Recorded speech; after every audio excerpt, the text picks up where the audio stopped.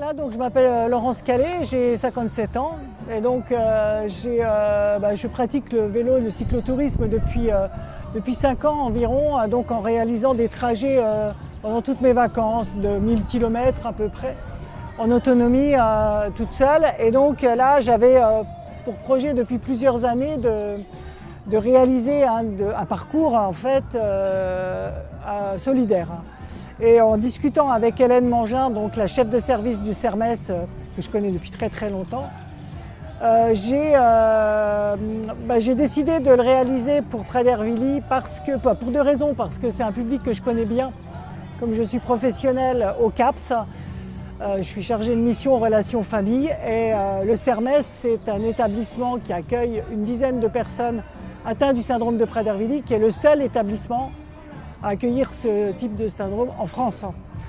Donc, qui a la particularité des troubles alimentaires, mais pas que, aussi une obligation de réaliser chaque jour des activités physiques pour pouvoir maintenir une masse musculaire, pour pouvoir prévenir une obésité et pour pouvoir aussi occuper ce temps libre et ne pas penser toujours à la nourriture.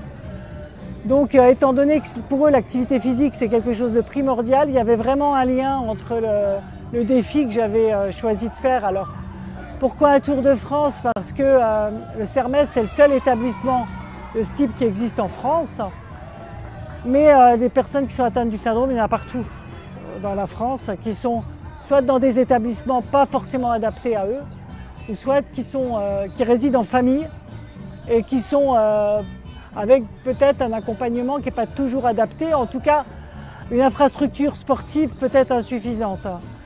Donc l'objectif c'est de parler du syndrome, de promouvoir l'activité physique et aussi et surtout de récolter des dons qui seront affectés au financement d'activités physiques, soit sous forme d'achat de matériel, soit du financement de coaching spécialisé, puisque il faut les accompagner à réaliser des activités physiques. Ils ne peuvent pas comme ça partir faire une activité physique sans prendre les précautions nécessaires. Donc voilà un petit peu la globalité du projet qui prendra 2 mois et demi. Parce que j'arriverai le 10 septembre au parc du Château de Brabois, un autre parc ailleurs. Château de Brabois qui a été racheté par le CAPS et qui va devenir un ESAT hôtelier. Donc on va faire la promotion du Château de Brabois et en même temps choisir un lieu agréable où on va organiser dans le même temps la journée régionale Prader-Willi, puisque Prader-Willi France est associé à mon projet. J'ai 2 partenaires essentiels, des partenaires logistiques qui sont le CAPS, mon employeur, pour tout ce qui est logistique, communication, et Prader-Willi France qui eux assurent les animations sur toutes les grandes villes de mon parcours en fait. Donc à chaque fois il y aura une animation. Il y aura une animation à Dijon, il y aura une animation à Lyon, il y aura une animation qui sera organisée par les bénévoles de Prader-Willi. Voilà. Et puis beaucoup de sponsors dans l'aventure. J'ai énormément eu de sponsors qui m'ont financé entre autres les t-shirts. Je ne sais pas si vous avez vu, ils ont tous des t-shirts blancs. Voilà. Donc c'est tous des partenaires locaux, des sponsors locaux et puis Groupama qui est présent aujourd'hui et qui eux ont financé l'intégralité de mon matériel sportif. Le vélo, les sacoches, le textile, enfin tout.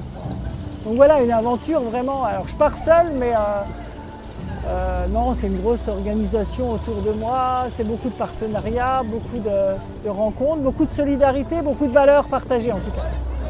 Même les hébergements, j'ai 62 hébergements sur mon parcours. Sur les 62, il y a 35 hébergements solidaires. Donc les gens m'hébergent, me font à manger, m'accueillent, organisent des choses avec leur mairie. Enfin, il y aura plein de belles surprises sur le parcours. Voilà. Je serai seule, mais pas longtemps. Et pas tout le temps.